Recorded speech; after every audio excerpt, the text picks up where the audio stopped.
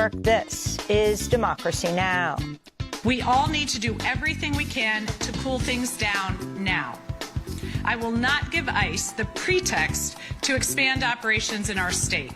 For that reason, New Jersey law enforcement is today establishing a peaceful, protected protest zone in the area right outside Delaney Hall. New Jersey Governor Mikey Sherrill calls in New Jersey state troopers outside the GEO-run massive immigration jail, Delaney Hall, as the Newark mayor implements a nightly curfew. Inside the jail, detainees are on their 11th day of a hunger and labor strike. We'll go to New Jersey for the latest. Then de-ice Citizens Bank, a grassroots campaign focusing on the funders of private prisons, is gaining momentum.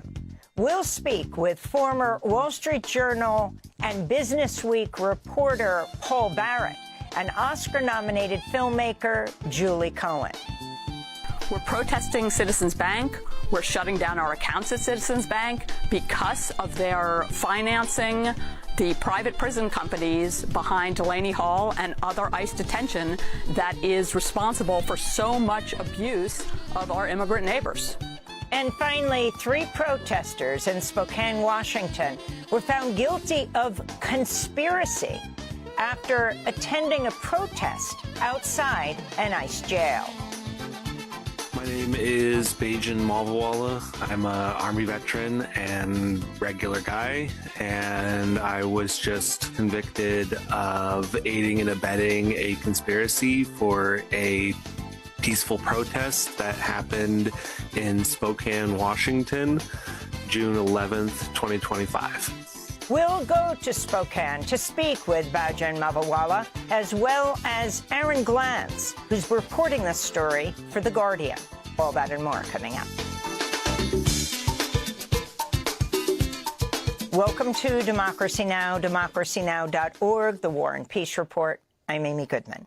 The U.S. attacked Iranian radar and drone sites on the island of Qeshm over the weekend, while Iran said it launched a retaliatory attack on a U.S. base in Kuwait.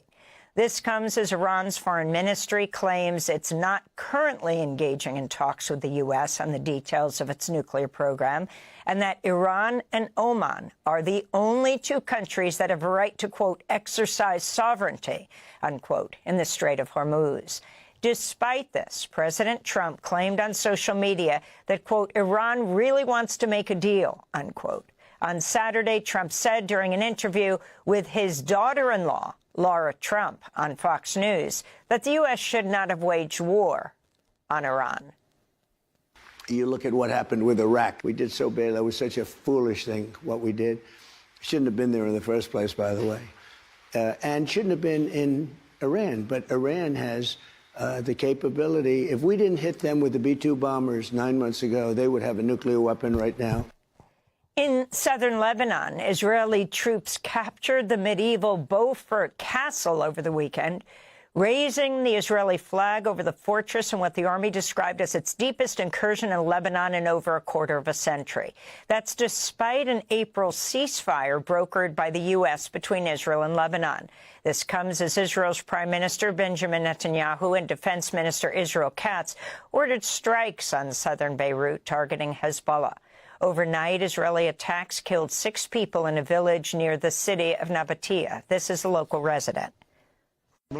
Over there in the area where we are, the shelling is towards the Ali al-Tahar Hills, around the Beaufort Castle. We're in these valleys over there, sitting in an orchard. You never know how the drones might carry out some airstrikes on us. They're not sparing anyone. In Gaza, Israeli attacks have killed 2 Palestinians and injured several others.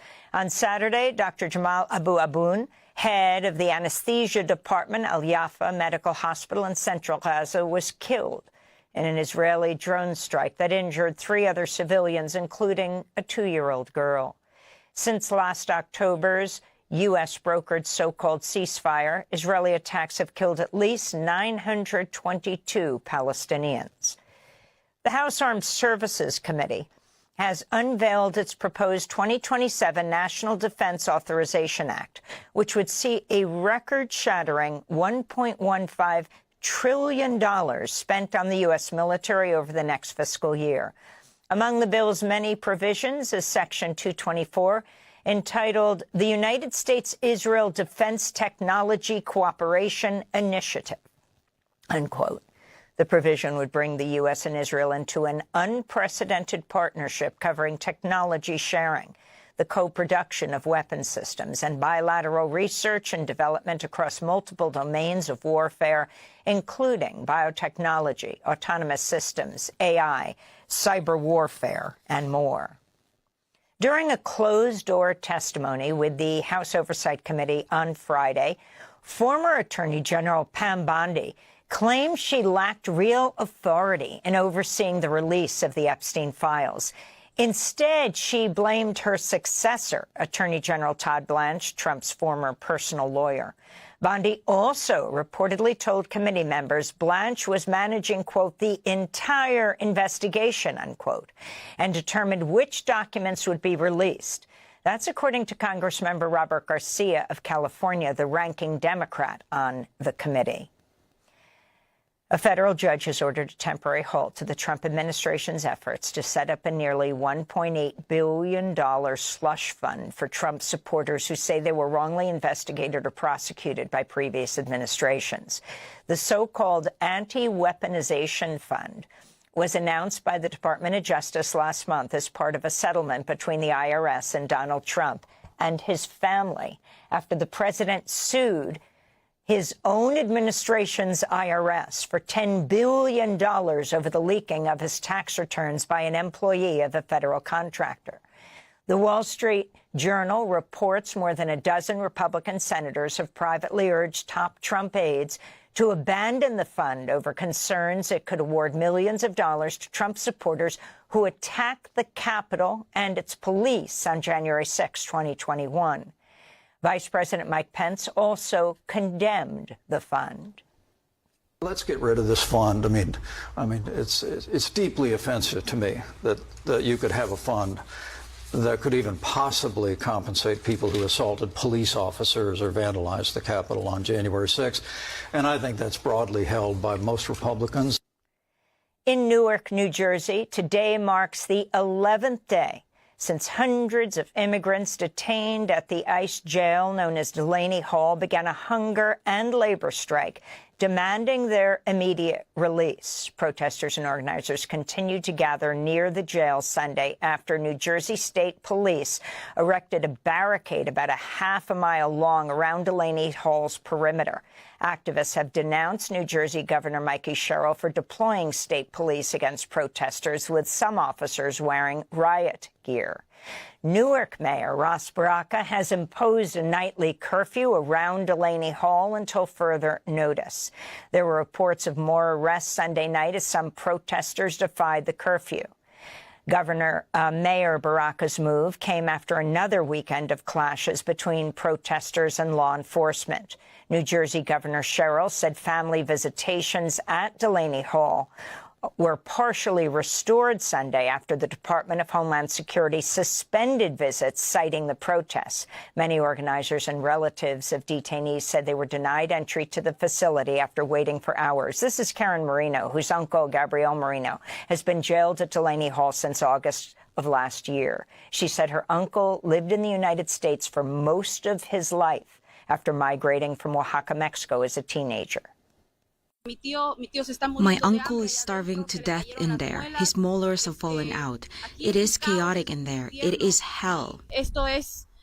This is just like Auschwitz. It is history repeating itself. My uncle is in one of the hunger-striking detention units. He is in there supporting this, but my uncle is feeling very weak, and I feel that he is dying in there.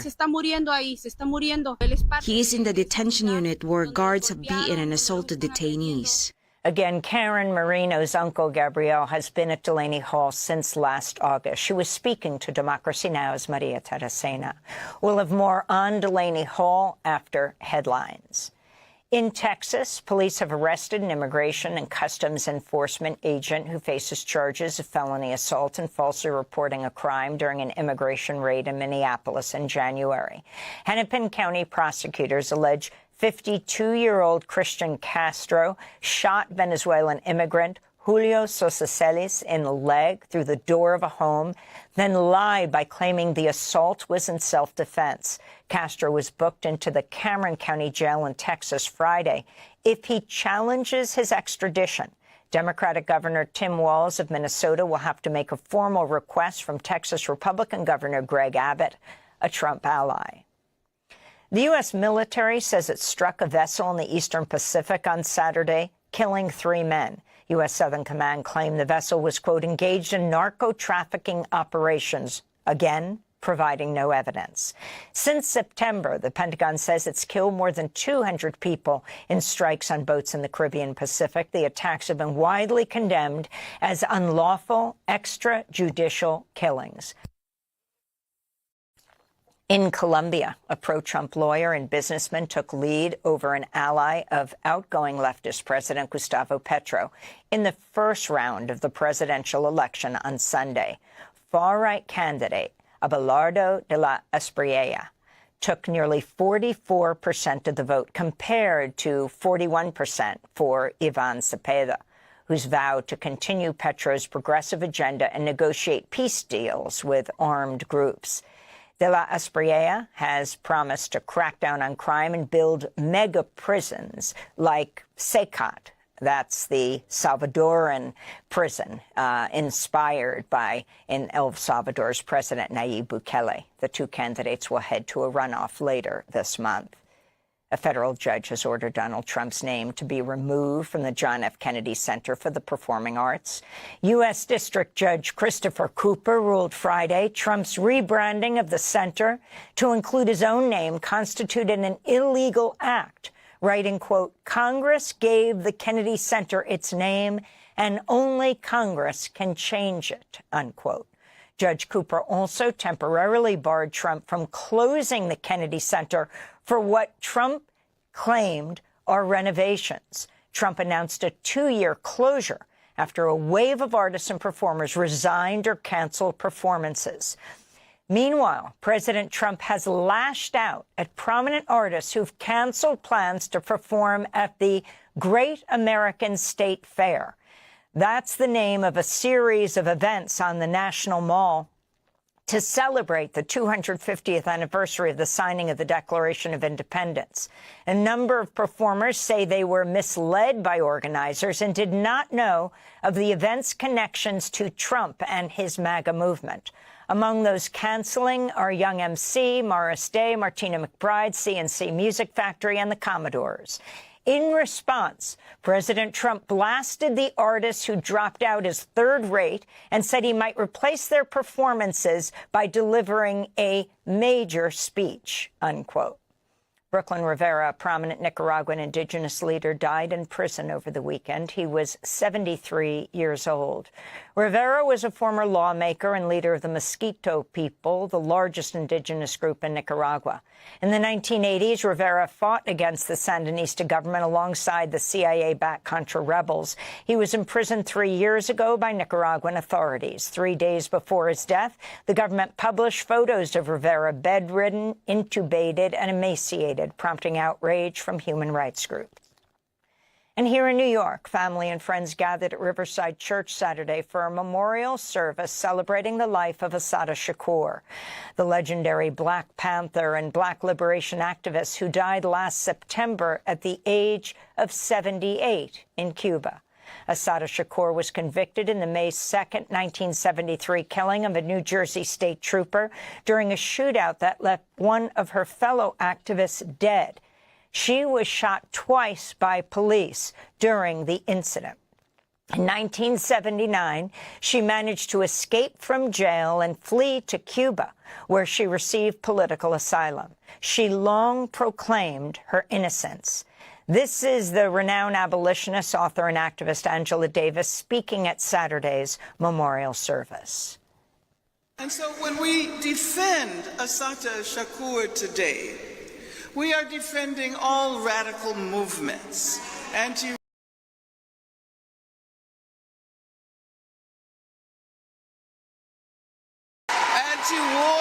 movements, anti-capitalist movements. And those are some of the headlines.